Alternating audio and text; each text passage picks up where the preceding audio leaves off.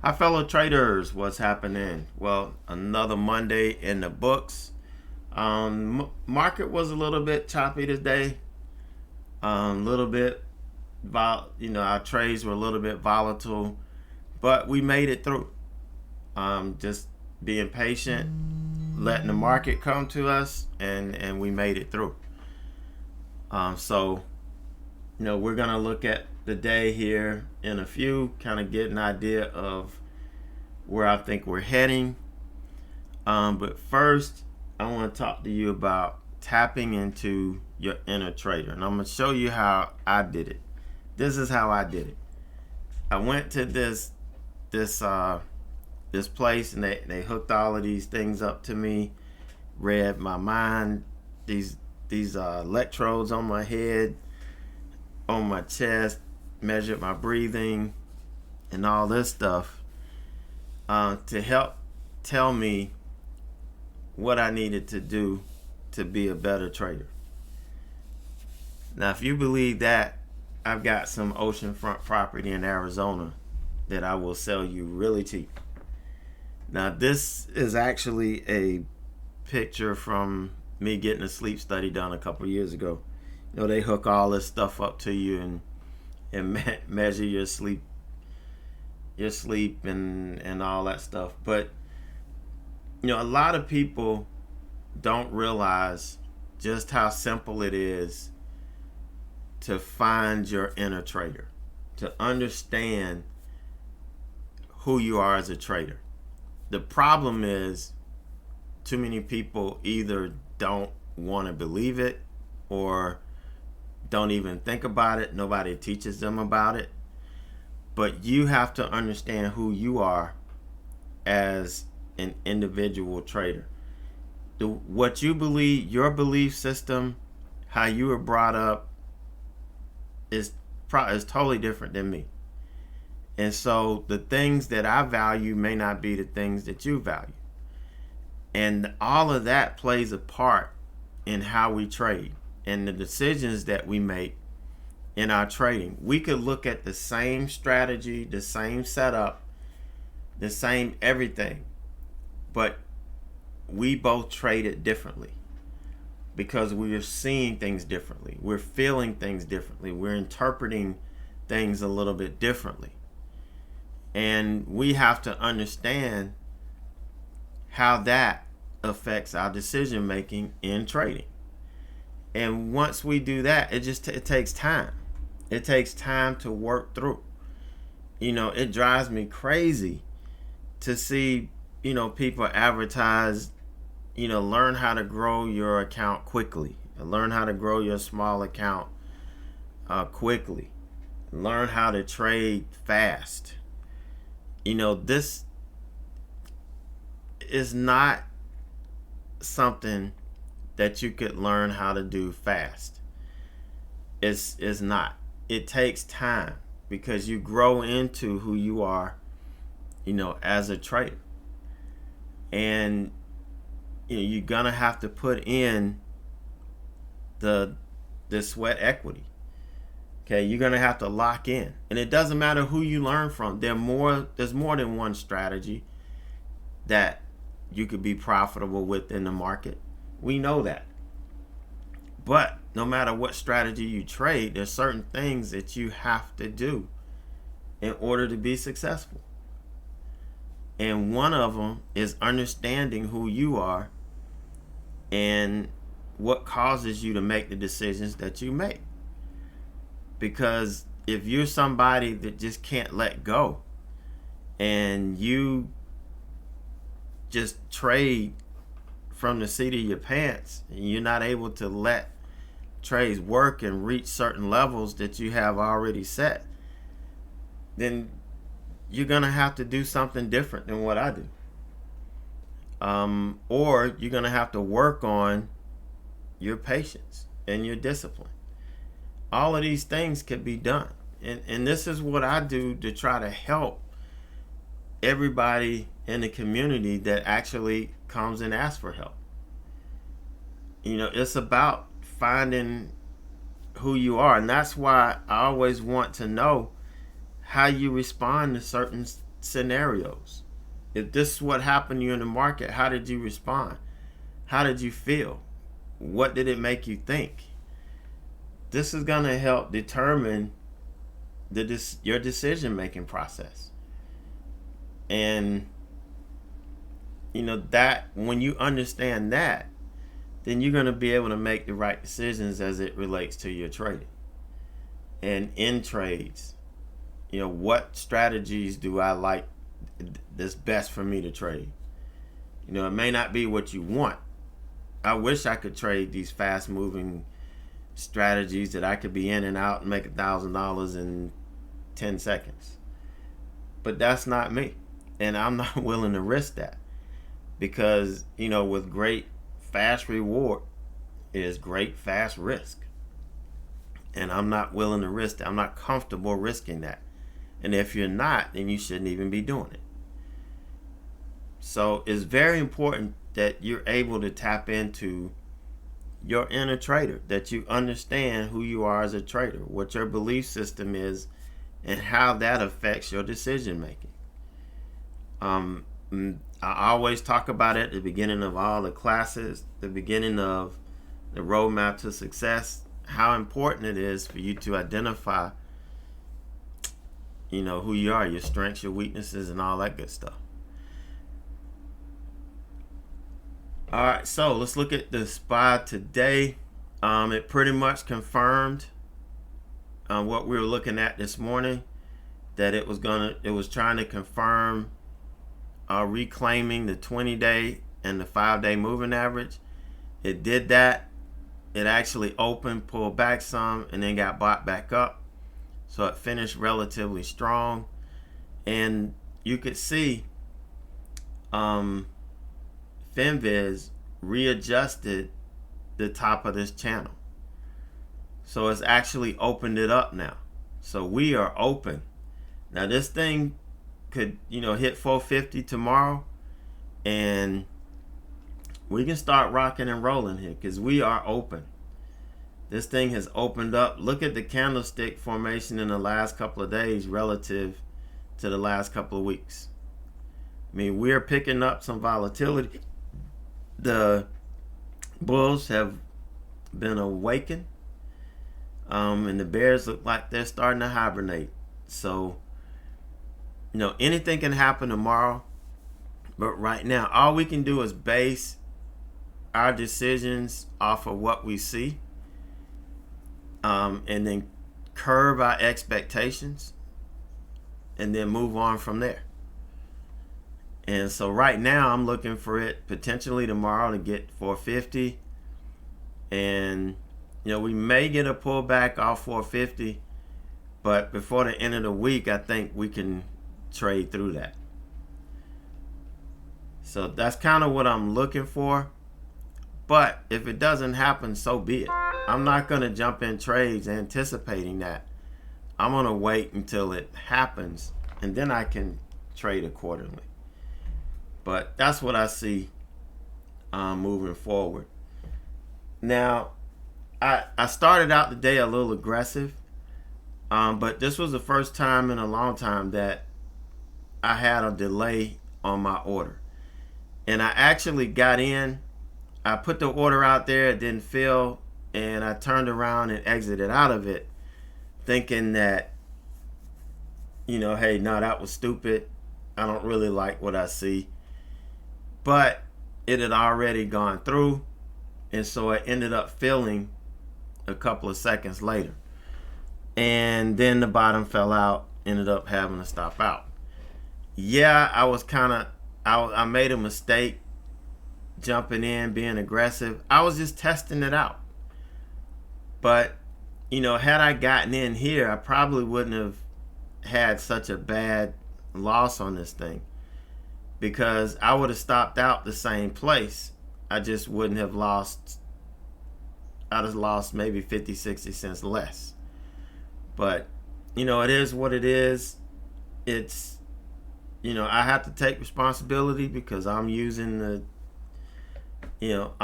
platform. I'm using the broker. That's my choice. So I have to accept that. So that didn't start the morning out all that great. But as we know, that doesn't have to be the end of it.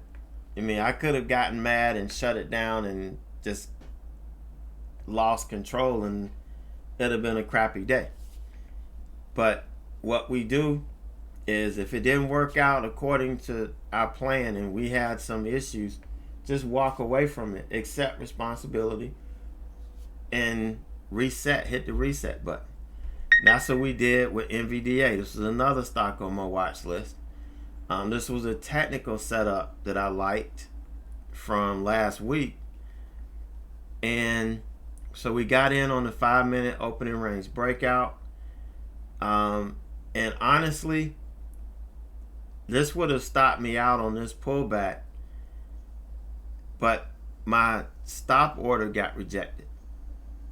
And by the time I got ready to stop out again, we never did come back and hit the level that I had the stop set at. So I was fortunate that it didn't stop me out, and I just sat there and let this trade work. I mean, even with the stop, I just put the stop in and I was like, I'm just letting it work. And I let it work. We hit the first target, then we pulled back, got stopped out at break even. And then once we bounced off the 20, the VWAP, the 5-minute opening range high, and we reclaimed the 9, I was in it. All right, I was in it. I had gone to lunch, already. Jumping on this. I had pretty much said, okay, I'm done. Let's go. But, I set up. So I got in, was taking profit here at the top of this channel. And what happened here was it was kind of struggling a little bit. So I was just going to take profit and just put the rest on autopilot. But I canceled this, at least I thought I canceled this order, but I think I ended up canceling the stop order. And so when I hit my hot button, which is sell half, that's what it usually sells 198 shares versus 200. Usually when it sells 200, it's because I've got an order out for 200. And that's what this is. So both of these orders filled. And it turned out that I was 98 shares short after this debacle. So what I did was I kind of waited to see if it was going to lose the 9 and come back and retest this like it did before. And that way I could pick up, 50, 60 bucks and then, pick up some green and then go back and reset back over this level here. But here's where I got stopped out. I took I stopped out on the what was that? The 98 shares, and then I got back in here. I bought not long after that, thinking that we were going to bounce off of this. And I know this was aggressive. I should have waited and I should have gotten in on this candle. But I just had that aggressive bone in my body. I'm looking at how this is trending up. It's holding the 9. So I bought it and ended up selling some here. This is when I was at lunch. And then I was still here for this. This is when I was at lunch. And then we got back. I think I got back somewhere in here. And then we got hit for the 218.50. And then what I said was, I traded this It just kind of went sideways. It held up. Here we came close to getting stopped out, but it built this way back up. And I said, if we take out this channel, I'm going to go ahead and add to this. And that's exactly what I did. I added to it. Then I took half off because this was really struggling. I probably should have been a little more patient here, but I took half off at the first available, or the first profit level that it would make sense to me to take based on what I was risking. And I took half off here. Almost made it to 220. That's where I was taking the rest. Some more off. It didn't quite get there. It didn't hit my order. It pulled back and ended up stopping out going into the close today. So pretty eventful trade. I got what I could out of this. I was patient except for here. This was not a patient move entry. I would give myself an F because I anticipated this. I just happened to anticipate right that it was going to hold a 9. That's what happened here. And we ended up today 420.70. So not bad. Last week, I finished the week. I started the Monday out with a red day. Let's go to it. Hold on.